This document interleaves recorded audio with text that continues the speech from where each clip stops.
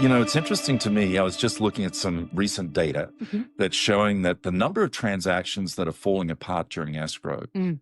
is basically nationally 1 in 7 right now. So just over 15% Yeah. are falling apart. So, of course, you know, we know we're in a shifted market, right? Real estate has changed. Yeah. And in fact, I would argue the real estate industry is in recession. Now, the economy, the good news is not in recession yet. However, we wrote a book last time we had this, right? And that book is called Shift. Yep. It's the 12 tactics that successful people use. So, you know, one of the tactics is actually bulletproofing the transaction. Now, if we think about why do you think a lot of these transactions are falling apart? Yeah.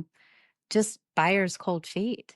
Absolutely. We had a That's a big part call of it. me the other day because it was within days of acceptance and hadn't gone through inspection and everything yet. And it was a little bit of a, what do I do?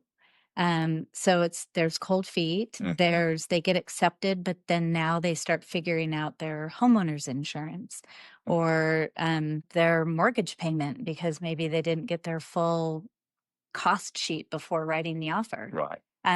So it's just expensive, and in turn, they're having to be a lot more picky. They're holding their money tight and Absolutely. spend it where they love it. It's that couple years ago, it was all the jokes about love it or leave it with the marry the Marry the house and date date the the rate. mortgage or date the rate. Yeah, but they are Which it's picky. been a long time dating now. Yeah. Like Right. the rate is the rate. The rate is the rate. I mean, it's got little bumps, but yeah, I think they're just having to be naturally a little more picky.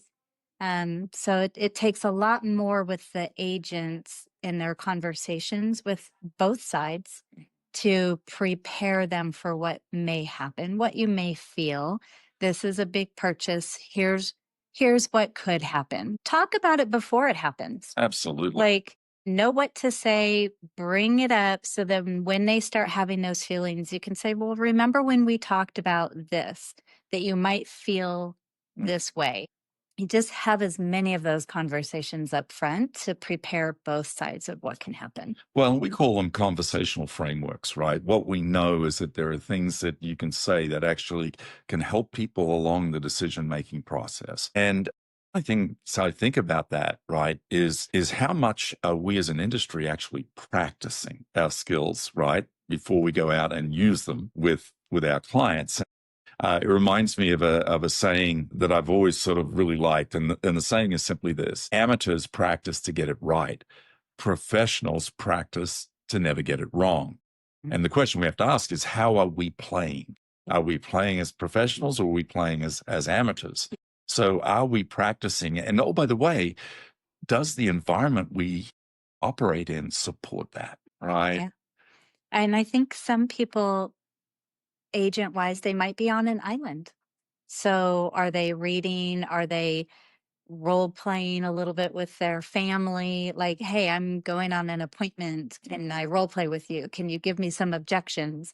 Or are they in a collaborative environment where they can talk about it freely with their peers and other agents on what they're experiencing and give each other that feedback? Yeah. But yeah, you've got to practice it before you practice it on the client. Well, and as I said, right, I mean, your environment needs to support your goals. Mm-hmm. So what you don't want to do is say, I want a collaborative environment where I get to practice, I have accountability with my peers, we get to hone each other's skills, and to be in a place that doesn't really allow that. Right. Because now it's friction, and friction doesn't work. Right. You need to be in alignment with where you want to go. Yeah. You know, I think it is interesting. Certainly. I mean, you can see here, right? We wrote the books, all of them on real estate. And what I love about it is some of these books are timeless and the others are really timely. Right. So you take the Millionaire Real Estate Agent. I mean, this is built on the models of top producing realtors nationwide. Yeah. They're broker agnostic in terms of they were from all different companies. Yes. And that data, by the way, written back in 2001, is still pertinent today. So it's timeless. Yeah. And then you have things like shift, right? Which become really important in a market like we're in today. Yeah. Right. Where things are shifting. What worked 5 years ago isn't working today. Mhm. Yeah. And so the question then is what do I need to be doing differently? Right. Yeah. And where am I going to get that information? Right. Yeah. And the tactics that stand out in that one with seller pricing discussions, staging, presentation, I mean, they're all super relevant today. Yeah. Absolutely. Yeah. Yeah. No, I think following something like shift, it gives you the steps and the confidence to Mhm. navigate this market. Yeah. I agree.